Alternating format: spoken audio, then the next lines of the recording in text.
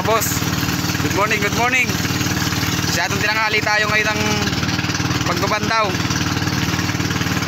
Diyan tayo sa medyo malalim-lalim na lugar ngayon.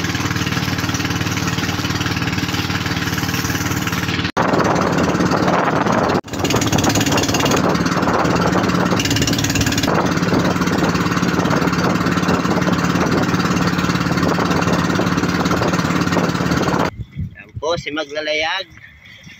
Yan ho ang tunay na naubusan ng gasolina. Nangyari na ho ang inaasahan. Sinabi na, lumakas ang hangin kaya naubos ang gasolina. Oh, so pogi yan nagagawa ng layag, oh.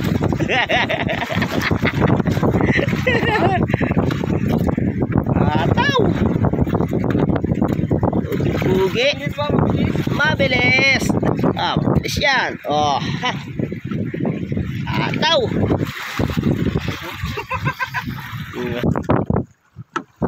Ayan na ho, nangyari na. O di nakalayag tayo ngayon, nakatihin talaga tayo. Wala na eh, oh.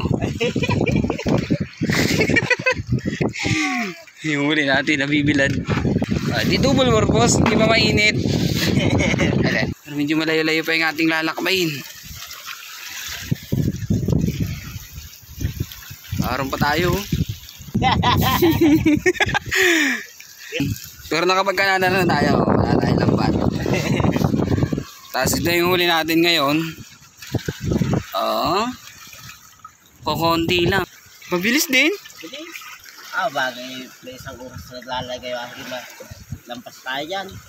Wala naman isang oras dito. Abuti na isang oras yan. Pakita natin yung unahan. Ayan, oh. Wow! Napakagara! Napakalupit! Pero mabilis pa rin. Ayan, hindi o yan lubo. Yan o ay layag. Oh. Yung araw, may alas 12 na siguro. Si Boss Jason nandun sa ano. Oh, nandiyan siya sa loob. Dala natin gasolina yan eh. 3 litro yan eh. Doon kami nagbata kanina. 3 litro yung budget natin gasolina.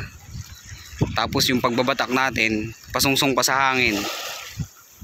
Dahil hindi natin makita yung buya dun sa laot, dito kami nag-umpisa sa Ilaya, kaya ang batak pasungsong sa hangin. Ayun, hindi nagkasya yung 3 litro natin. Ay, ayan, no. Malaking laya ngayon, pero umabanti naman, no.